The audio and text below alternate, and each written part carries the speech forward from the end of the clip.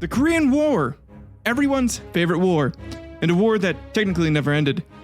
I have great uncles who served in this war, and today I will be talking about one of the most important events that took place during it. The Battle of Chosin Reservoir. Why is this battle so important? Well, to be straightforward with you, it's because of Tootsie Rolls. And since this podcast is sponsored by Tootsie Rolls, and we subsist primarily off of them, I was strong-armed by my legal team into making today's episode after months of me staving it off, but finally the Rubin family played dirty and kidnapped my children. And instead of going full Liam Neeson and killing everyone to get them back, I caved in and wrote this show. Obviously kidding. But Tootsie Rolls do play an important role in today's battle, as it may have been the difference between life and death for thousands of Marines that had just gotten outnumbered by the People's Republic of China army stepping in and backing North Korea. So get ready to spread some democracy, the good old American and United Nations way on today's historical quarrel.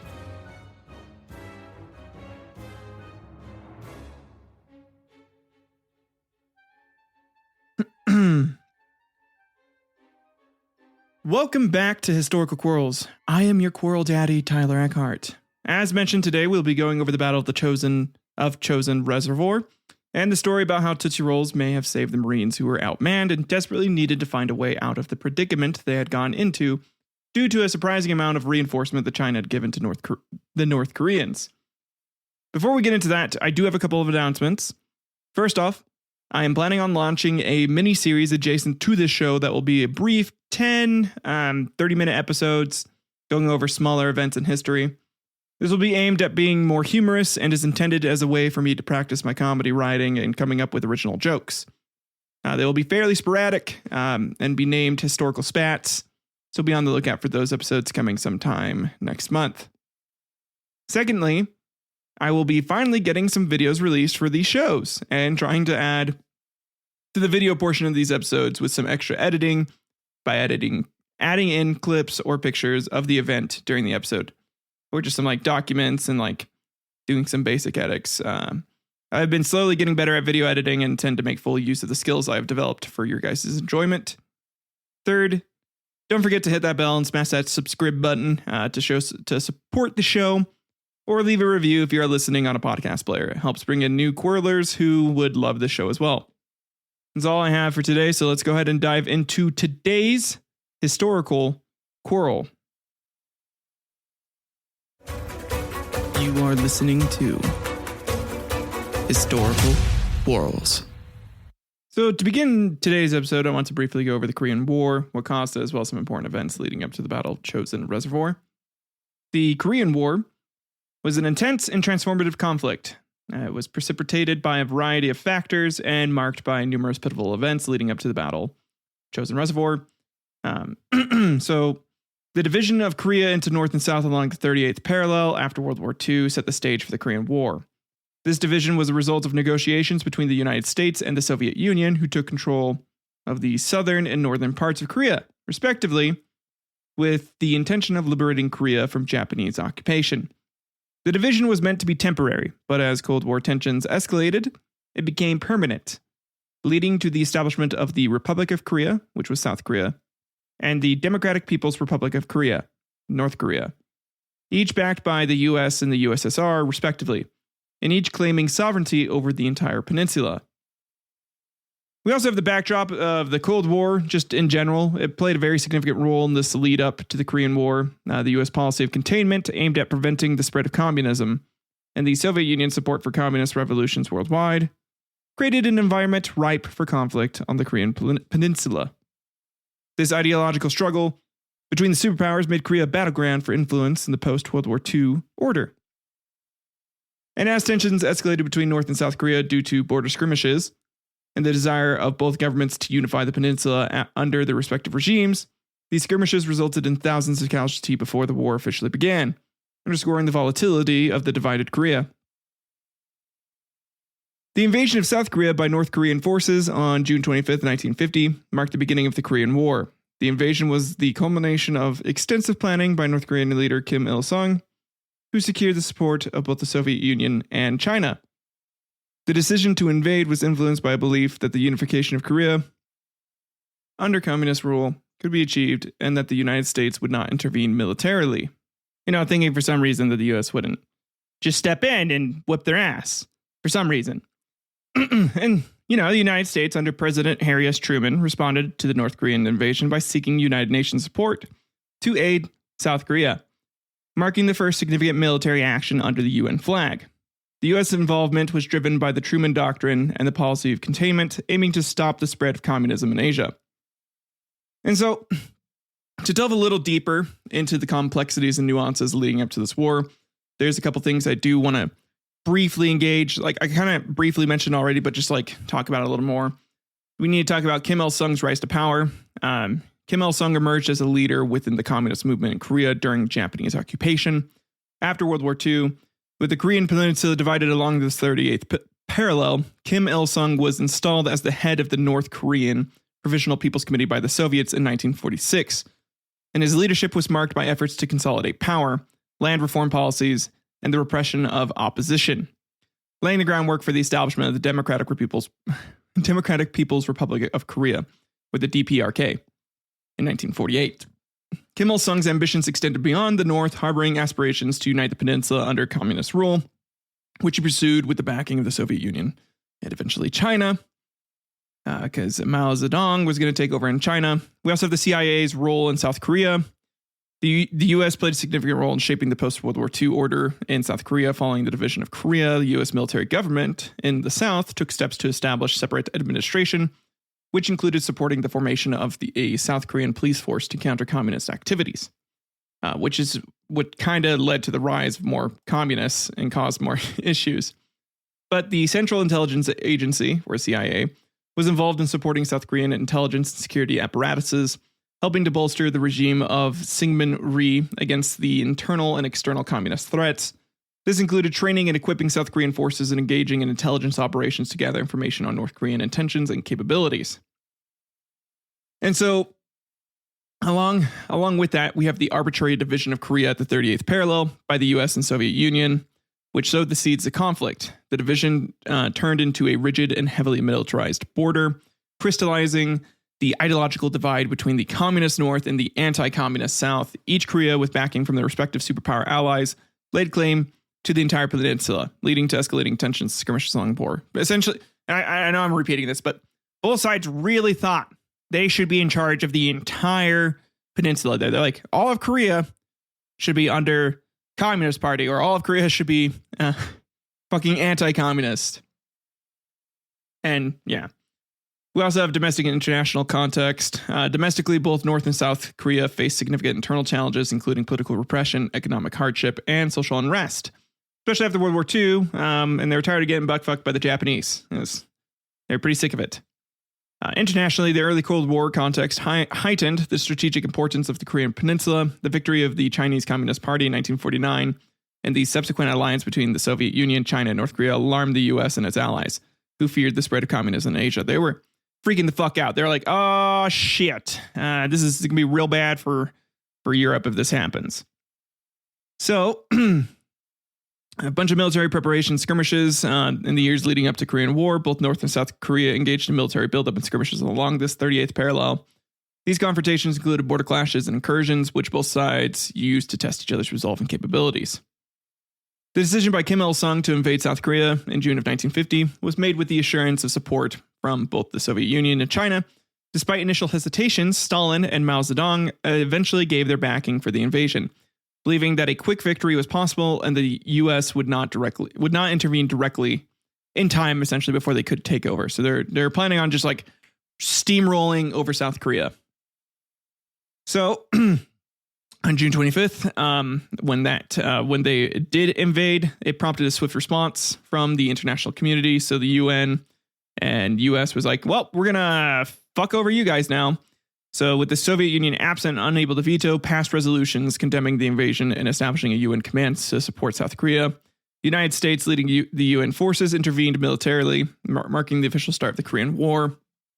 Early stage of the war saw rapid advances by North Korean forces capturing Seoul and pushing South Korean and UN forces to the Pusan perimeter, a small area in the southeast of the peninsula.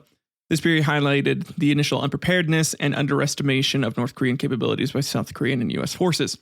They were on the brink of defeat. But the tide of war began to turn with the Incheon landing in September of 1950, led by General Douglas MacArthur. This bold amphibious assault resulted in the recapture of Seoul and forced North Korean troops to retreat northwards, marking a significant strategic victory for the UN coalition. They whipped some ass. And that amphibian landing and maneuver is considered one of the greatest military strategy movements of all time. Honestly, I could go into it a little more, but I got to get this done. So we're going to keep doing this. The war's progression saw fluctuating front lines, with both sides experiencing victories and setbacks. The period leading up to the Battle of the Chosin Reservoir was particularly brutal, characterized by fierce fighting and challenging terrain and harsh winter conditions. The conflict fundamentally changed the geopolitical landscape of Northeast Asia and had profound implications for U.S. foreign policy. And it solidified the division of Korea, led to the militarization of the Cold War, and influenced American military engagements in Asia, notably in Vietnam. So, after Douglas Mac Daddy Arthur came in and whooped some ass, using that amphibian assault to effectively rout the Communist Army of North Korea, because Daddy Truman didn't want no commies mucking about in the world. Sorry, I'll take this serious. By mid-October of 1950, after the successful landing at Incheon by the U.S. X-Corps, the 8th Army break out from the Pusan perimeter and the subsequent pursuit and destruction of the Korean People's Army, the KPA. The Korean War appeared to be all but over. They were that assured of victory. They're like, well, we're done. We won. We kicked your guys' asses. The United Nations forces advanced rapidly into North Korea with the intention of reuniting North and South Korea before the end of 1950. They were going to do what the Soviets planned to do, essentially. North Korea is divided through the center by the impassable Taebaek Mountains, which separated the UN forces into two groups. The U.S. 8th Army advanced north through the western coast of the Korean Peninsula, while the Republic of Korea, or ROK, R-O-K, I Corps, and the U.S. X Corps advanced north on the eastern coast. At the same time, the People's Republic of China entered the conflict after issuing several warnings to the United Nations. Zhu Enlai used explicit language to warn Washington that if UN/US forces advance in Korea continued, we will intervene. However, U.S. policymakers and military planners dismissed Zhu's warnings as bluffing. This was not due to an intelligence failure. Actually, since late summer, U.S. intelligence services had known well about Chinese military deployments along the Yalu River. Yet U.S. policymakers did not take this information seriously. They paid more attention to Soviet military involvement, or lack of it, in the Far East, when they found little evidence of Soviet willingness to intervene in the war. They concluded that it was less likely that a full-scale Chinese intervention in Korea would occur, even though they were warned. The Chinese hesitated to intervene in the Korean War until after the Incheon landing. Party officials led by Mao Zedong agonized over the decisions, finally agreeing on October 2nd to act. Difficulties in mobilizing the troops and a further halt when the Russian renegade on their agreement to provide air support delayed the entry of the Chinese troops until October 20th. So the Russians kind of backed out a little bit. They're like, I don't know about this. And China was like, well, fuck, man, if we're going to enter, we need this support, dude. And Russia was, sorry. I do not think I can do that right now. And so the initial Chinese plan was to move into Korea, develop a defensive base in the central mountain region of North Korea, and hold a line across the peninsula from Cheongju to Hamhong. The Chinese planned to hold that line through the winter while the Russians re-equipped the Chinese army with modern weapons and equipment. Then in the spring, retrained and equipped with modern weapons, they planned to launch an offensive that would drive all UN forces from Korea. And by the 20th of October, as Chinese began to cross the river, the 8th Army had secured Pyongyang and commenced a drive north across the Zhongchan River to the Yalu border. Unable to reach their planned positions in time, the Chinese collided with the 8th Army north of Zhangjiang on October 25th. In 9 days of heavy fighting, the Chinese inflicted serious damage on the 8th Army and forced it to withdraw south of the Zhangjiang. On the eastern side of the peninsula, 2 ROC divisions had seized Wonsan on October 10th and were advancing north. Mao Zedong assumed that they would continue north through the Chosin reservoir area, then turn west. To protect the left flank of the Chinese forces facing the 8th Army, the 42nd CCF Army was detailed to cross the mountains, move south, and engage the ROK divisions. It was the leading element of this army, the 124th CCF Division, which was encountered at Sudong on November 3rd. Mao Zedong had expected the 1st Marine Division to land at Chinampo, the port for Pyongyang, and was surprised to find it with the 7th Infantry Division landing on the east coast. Realizing he needed more strength in the east, Mao ordered the 9th CCF Army group under General Song Shilun, consisting of 150,000 men and 12 divisions, to move into Korea, cross the mountains, and seek opportunities to destroy the 4 divisions on the east. The 9th Army Group began moving into Korea on November 5th. The 20th Army, 4 divisions, was to cross from Man, Pojin to Yudam, Ni, and initially cover the routes across the mountains leading to the west. The 27th Army followed, moving east to Changjin town and covering the route north. They were essentially, there's a bunch of armies moving around. They're all spreading out and getting ready to collide in like one area. And then by November 12th, General Song had devised a plan to attack and destroy 2 leading regiments of the 1st Marine Division, the 7th and the 5th. The remainder of X-Corps could then be annihilated one by one.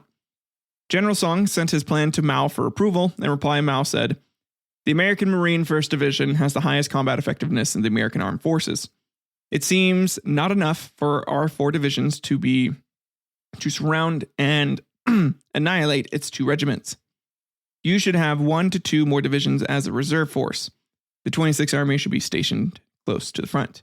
So Mao really did not underestimate American forces. He was well aware of how fucking strong they could be. But now let's go ahead and get some context to the area where this battle was fought. Chosin Reservoir is a man-made lake located in the northeast of the Korean peninsula.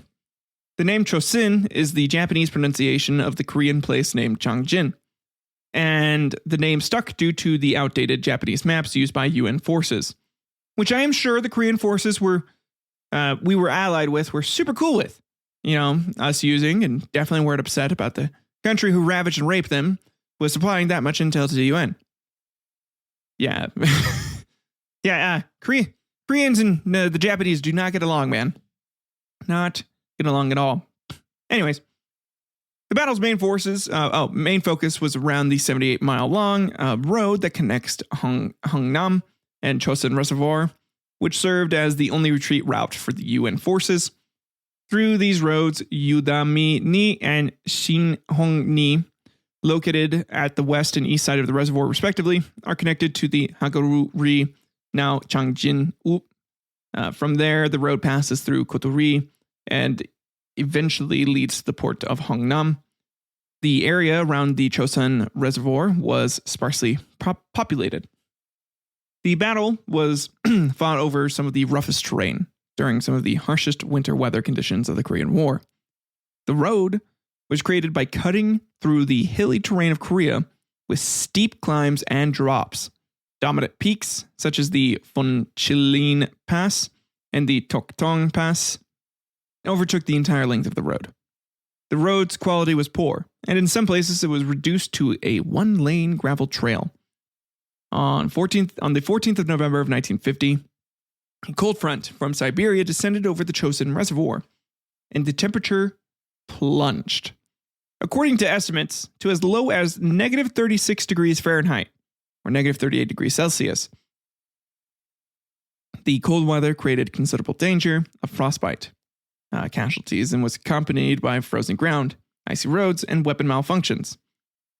Medical supplies froze. Morphine syrettes had to be defrosted in a medic's mouth before they could be injected.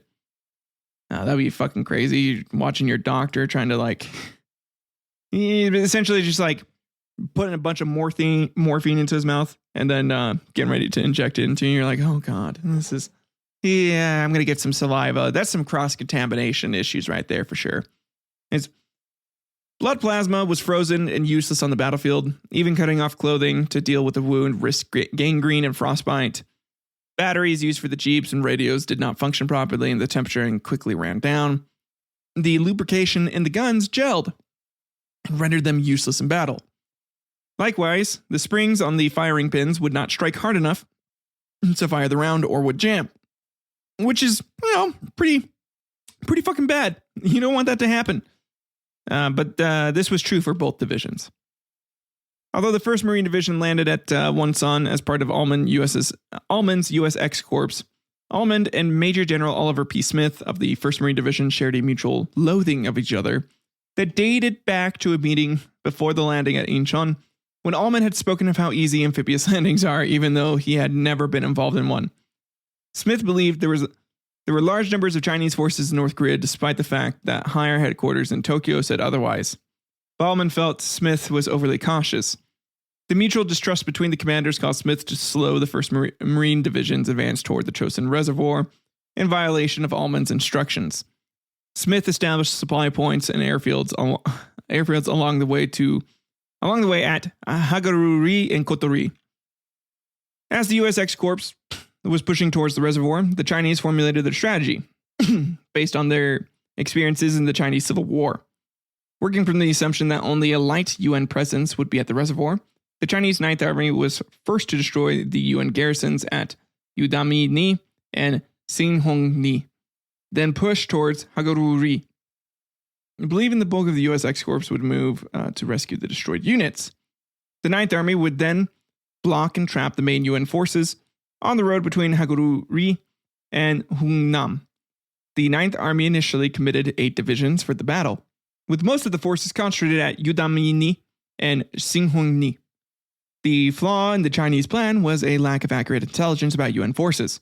Turns out the UN did give a shit, and they wanted to add in a bunch more troops, and they weren't going to go back and get some, they would eventually try and rescue some troops, but for the most part, they had orders, and they were going to go take over Korea. Even though the U.S. X Corps was stretched thin over Northeast Korea, the slow Marine advance allowed the bulk of the U.S. 1st Marine Division, including the 5th, 7th, and 11th Marines, to be concentrated at Udami-ni. Furthermore, the strategically important Hagaruri, where a C-47 capable airfield was under construction and a supply dump, was not a priority for the Chinese despite being lightly defended by the 1st and 7th Marines. Only Regimental Combat Team 31, or RCT 31, an understrength and hastily formed Regimental Combat Team of the U.S. 7th Infantry Division was thinly spread along the eastern bank of the reservoir. Those units would later take the brunt of the Chinese assaults. As for the UN forces, the 1st Marine Division had an effective strength of 25,473 men at the start of the battle. And it was further reinforced by the British Royal Marines, Unit 41, Commando, the equivalent of 2 regiments from the 3rd and 7th Army Infantry Divisions. The UN forces had a combined strength of about 30,000 men during the course of the battle. UN forces at Chosin were also supported by one of the greatest concentrations of air power during the Korean War. Since the 1st Marine Aircraft Wing stationed at Yeonpo Airfield and 5 aircraft carriers from the U.S. Navy's Task Force 77 were able to launch 230 sorties daily to provide close air support during the battle. While the U.S. Air Force Far East Combat Cargo Command in Japan reached the capacity of airdropping 250 tons of supplies per day to resupply the trapped UN forces, which is nuts. It's a shit ton of supplies, man. 250 tons per day. Whoo, doggy. That had to be costly. This war was definitely costly. Although the Ninth Army is one of China's elite formations, composed of veterans and former POWs from the Huai campaign, several deficiencies hampered its ability during the battle. Initially, the Ninth Army was intended to be outfitted in Manchuria during November, but Mao suddenly ordered it into Korea before that could happen. As a result, the Ninth Army had almost no winter clothing for the harsh Korean winter. Similarly, poor logistics forced the Ninth Army to abandon heavy artillery. While working with little food and ammunition, The food shortage forced the Ninth Army to initially station a third of its strength away from the Chosin reservoir in reserve, and starvation and exposure weakened the Chinese units. Since foraging was not an option in the sparsely populated area, by the end of the battle, more Chinese troops had died from the cold than from combat and air raids. Chinese strength is usually estimated at 120,000 troops for the battle. Before arriving in Korea, the Ninth Army was also reinforced. Each of its 3 corps had 4 divisions, instead of the regular 3. Thus, it had 12 divisions, with 10,000 men per division, which is nuts. Infantry formed from 2 formerly liberated or surrendered nationalist divisions were absorbed to bring each infantry company up to strength. Some companies had approximately 150 men, while others were reinforced with more than 200 men. However, attrition due to UN air raids, poor logistics, and cold weather had also taken a toll on the way to the battlefield. On the day Ninth Army entered Korea, for example, frostbite inflicted 700 casualties, while most of its transport vehicles were destroyed by UN air raids. Indeed, during the course of the battle, Chinese prisoners of war reported that most of the Ninth Army's divisions had become under strength, numbering about 6,500 to 7,000 men per division.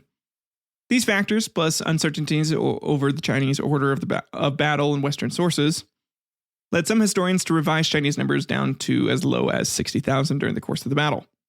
It's about even between the US and UN.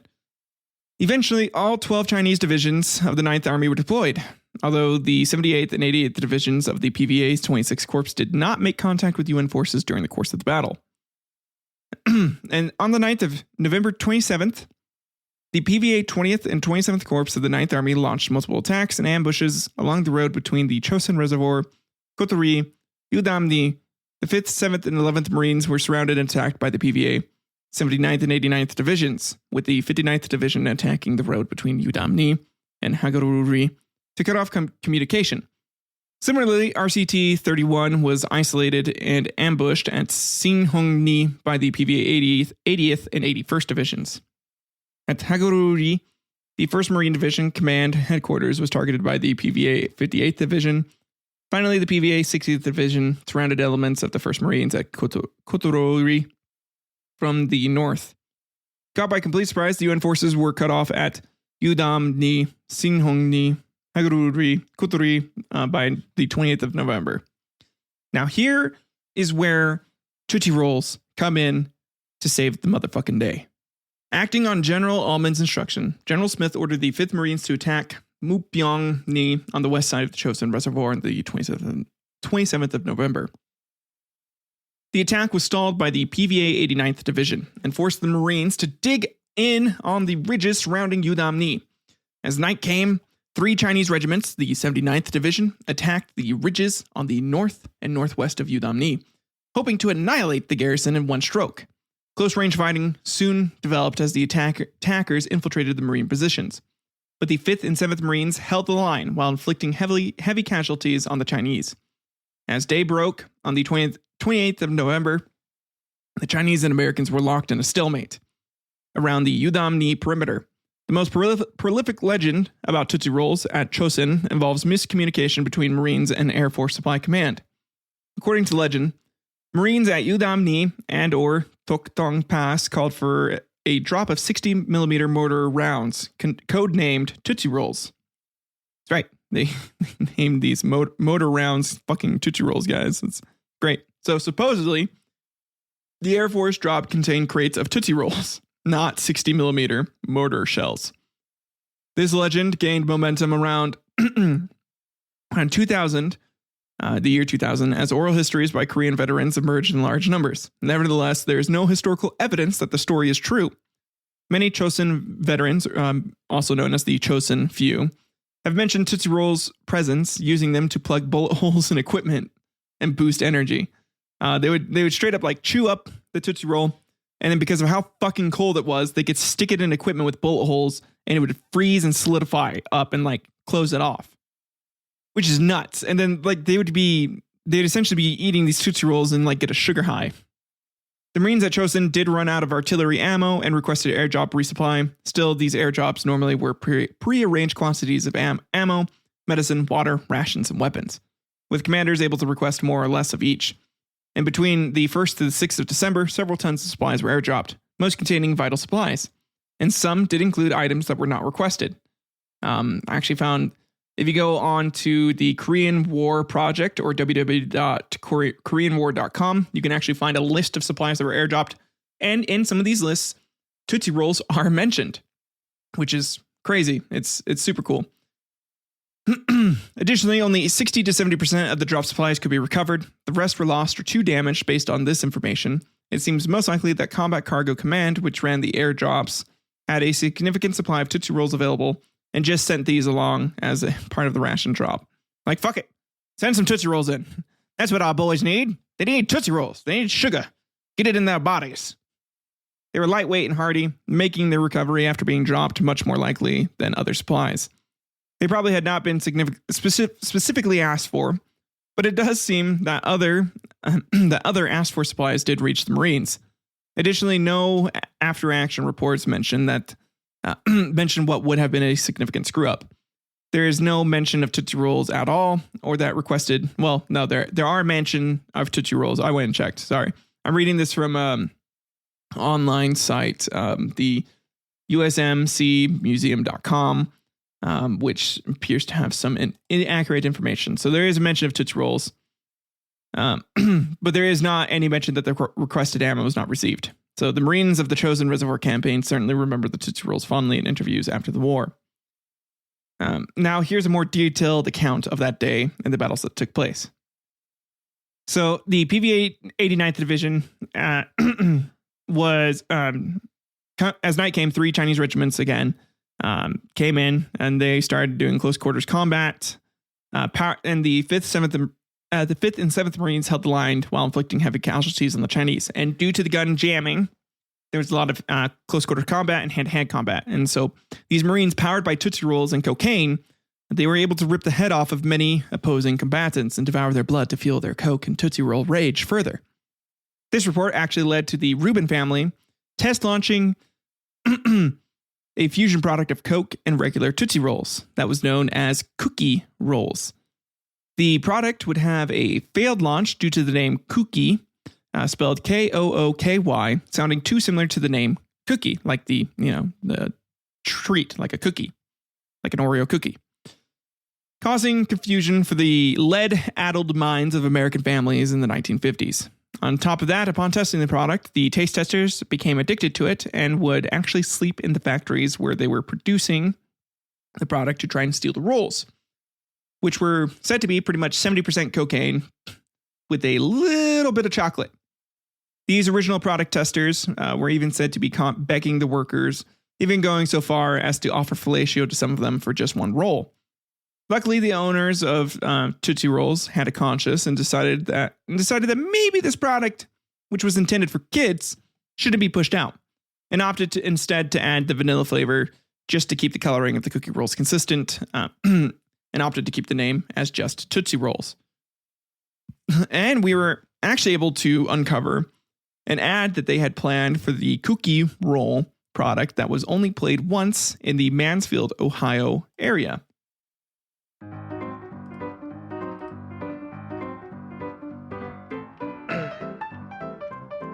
Boys and girls, you can spell cookie rolls however you want, because it doesn't matter.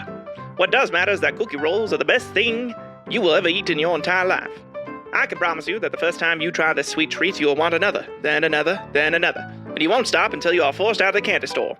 You will more than likely want to steal your dad's wallet to go and buy more of this delicious roll. Hell, your dad, if he isn't fighting in the war, will already have spent all of his money on this. Your family may even become completely desperate to get more of this tasty treat, to the point they would do absolutely anything for it. Just ask one of our certified treat tasters, Jim, here about it. Jim, why don't you go ahead and tell the young tykes just how much you love our cookie rolls? Oh yeah, it's the best, kids. Don't even want to know the things I've had to do just to get some more of it. I traded my dignity away and it was worth it. Am I gonna get more of them rolls now? Shut the fuck up, Jim. You'll get more when we tell you you can. Now get back to the Okay, what the fuck, man? That's right, kids. You could say Jim will never get enough of these sweet treats. Why, I am even certain that we could ask him to chop his own arm off and he'd do it. I've seen Jim once take 5 full loads from some of our truck drivers just to get a couple of pieces. What's a load? Ask your mother, dearie. Anyways, Jim, how about you go ahead and show us how badly you want one of these rolls by laying down in this box here. Okay. And you'll give me a cookie roll? Well, hold on now, Jim. You've got to earn them. And since you have no money, you're going to have to pay in blood. We know that most Americans desperately crave to watch violence after the first couple of wars, and so we are going to have this magician come in and stab some swords through the box. It's just a trick, right?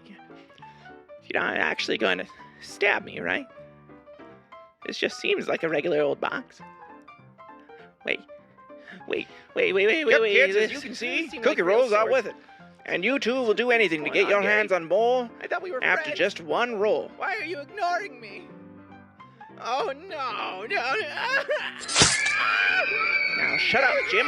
You stole from the factory, so you know why this is happening to you. I have a family, Gary. Why? Your wife left you because you lost your job. He's not killing me, but Jim, don't try that shit with me. bad. Stab him again, Please. Greg. Stop. Please. Please. Oh, God, no. Please. Is he still alive? Right, Jim. Here's a cookie roll. You earned it. How does it taste, Jimmy? It's so good. Isn't it the most delicious thing you've ever had? Go on, Jimmy. Tell the little tykes for how fucking amazing it It's tastes. so fucking Tell 'em. good.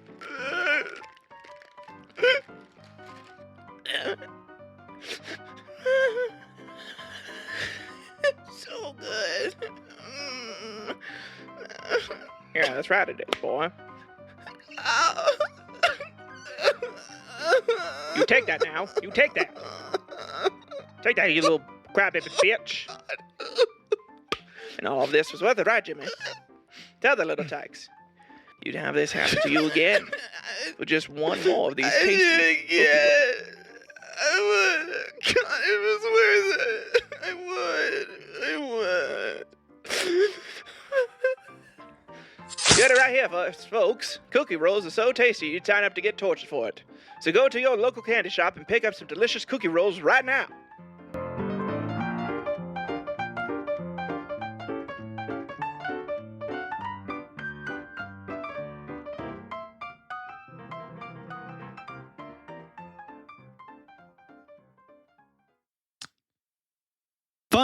Fun times with the folks at Tootsie Rolls back in the 50s. Anyways, as day broke on November 28th, the Chinese and Americans were locked in a stalemate around the Udam-ni perimeter. While the battle was underway at Udam-ni, the PVA and 59th Division blocked the road between Udam-ni and Hagorui by attacking the defending Charlie and Fox companies of the 7th Marines. The successful assault forced Charlie Company to retreat to Udam-ni, which left Fox Company, commanded by Captain William E. Barber, isolated on a hill overlooking the Toktong Pass, a vital pass that controlled the road. On the 29th of November, several efforts by the 7th Marines failed to rescue Fox Company. Despite inflicting heavy casualties on the Chinese, aided by artillery from Hagorui and Marine Corsair fighters, Fox Company managed to hold out for 5 days while enduring constant attacks by the PVA 59th Division. And then we have the retreat hell story. On the 3rd of December 1950, as Smith's forces began prepping for the 64-mile march to the port of Hungnam, he uttered the immortal quote, "Retreat! Hell! We're just attacking in a different direction." That is some badassery right there. Goddamn. Hell yeah. The men were ordered to destroy whatever they could not carry, including rations. The one ration that they filled their pockets with were Tootsie Rolls. Shit you not. This is one of the stories. And Charms hard candy. As they marched south, fighting through the Chinese roadblocks, these pieces of candy provided an instant sugar rush that helped curb the rumble in their stomachs. Much to their British Royal Marine counterparts' dismay, the U.S. Marines were not known for their personal hygiene and trash disposal during the campaign. Along the route for the next 64 miles, candy wrappers littered the trail as they pushed south, creating a literal trail for the Chinese to follow. The opening display of Gallery 11 at the National Museum of the Marine Corps accurately depicts the Marines as they advance toward Hungnam. The Tootsie Roll wrapper in the display adds to the authenticity of that moment. And then on the a reverse on the other side, the Chinese story. It is always interesting to look at the other side of the story if it exists. Again, this is from that usmcmuseum.com, this paper here. In the case of the Tootsie Roll story, it does exist. The Chinese army under the command of General Sung Shi-lun suffered from the elements as much as the UN forces, if not more. They also lacked edible food and were forced to make do with whatever possible. As Marines left Udamni and Hagaruri, the Chinese looted UN supplies that they could find. The Marines did not take all of the Tootsie Rolls with them when they departed Hagaruri. In 2019, General Zhu Yaning of the People's Liberation Army stated that Tootsie Roll wrappers exist in the People's Republic of China's military archives. He said the Marines left them like a trail of breadcrumbs.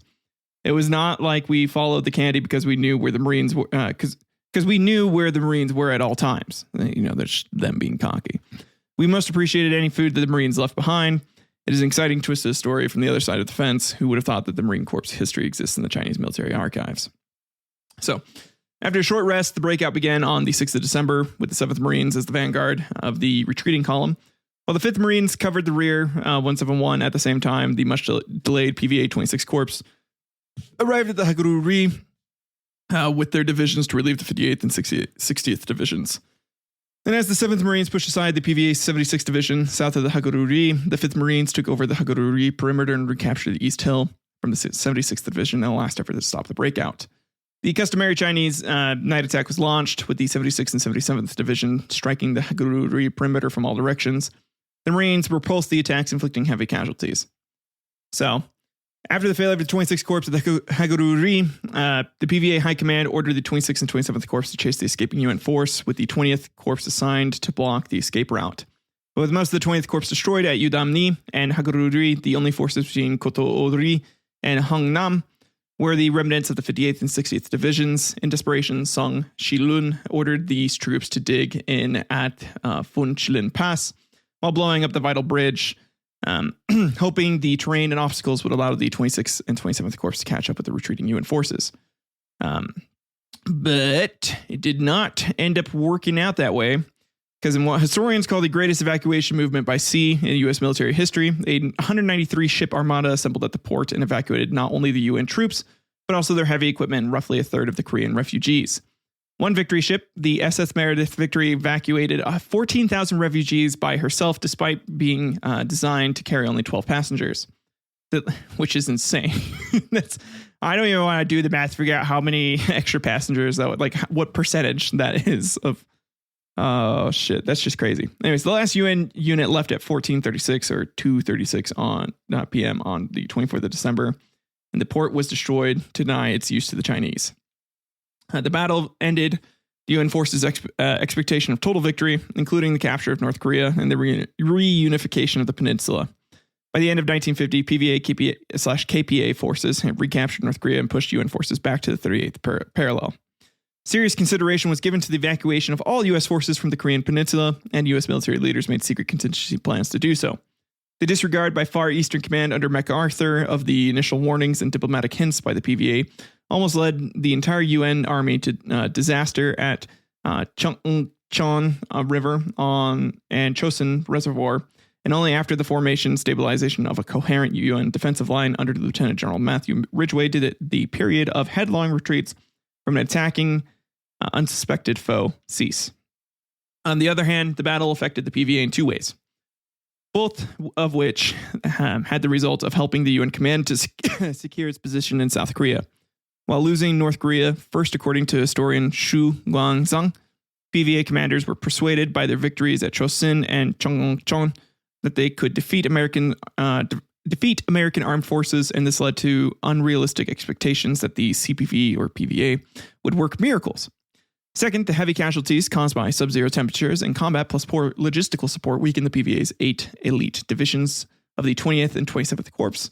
Of those 8 divisions, 2 were forced to disband, with the absence of 12 out of the 30 Chinese divisions in Korea in early 1951. Rose says that the heavy Chinese losses at Chosin enabled the UN forces to maintain a foothold in Korea. And kind of brings us to the end of it. There is an interesting footnote here, though, because there was a request for nuclear weapons, and I just wanted to bring this up. So by the end of the withdrawal, the Chinese troops had advanced and retaken almost all of the North Korean territories. And on December 24th, that's the day of the retreat, where the last one retreated, MacArthur submitted a list of retardation targets in Korea, Manchuria, and other parts of China, and requested 34 atomic bombs from Washington with the purpose of sowing a belt of radioactive cobalt to prevent further Chinese advances. His request was strongly declined and led to his later dismissal, which is insane to think about. And TBH, well, here's some factoids. In 1950, the U.S. had almost 300 nukes, and Russia had 5. By 1955, however, they had 200. So Russia had 200 compared to the U.S.'s 2,422.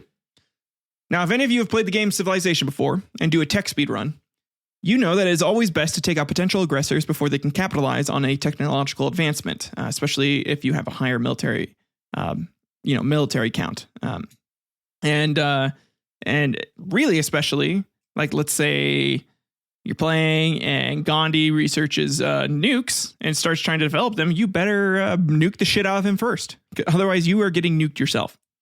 Now, I'm not saying Douglas Mac Daddy Arthur was right to nuke the shit out of North Korea, or he didn't actually nuke it, but like to have that idea and then kill a ton of civilians. But what I am saying is, if you have the dominant military power and another nation is bugging you and won't sign up for some peace talks and won't submit, willingly, well, it might be time to halt their advancements in military technology and send them back to the Stone Age. And or gang up on them and just eradicate the military entirely and force them to demilitarize like we did with Germany.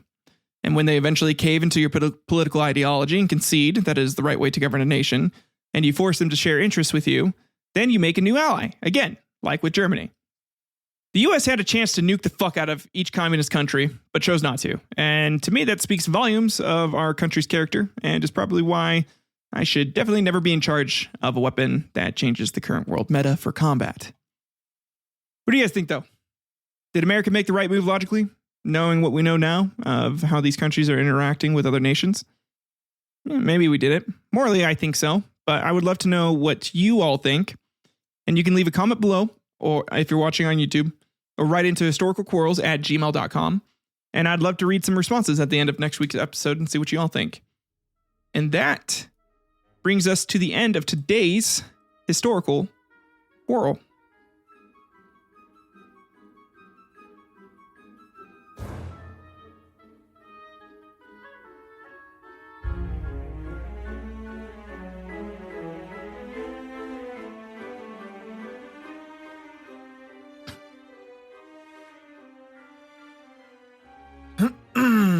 All right, guys, you did it. You made it to the end.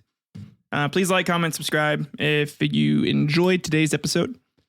If you didn't, fucking let me know. Interact with the show and let me know. I hope you guys enjoyed that fucking commercial. That was a pain in the ass to edit, but I was like, I got a showcase so like I can actually like do some cool sound edits and do some fun shit. Sorry, Reuben family. I know you never do anything like that. You definitely didn't torture your chocolate taste testers, but I had to make something like that. I thought it was hilarious.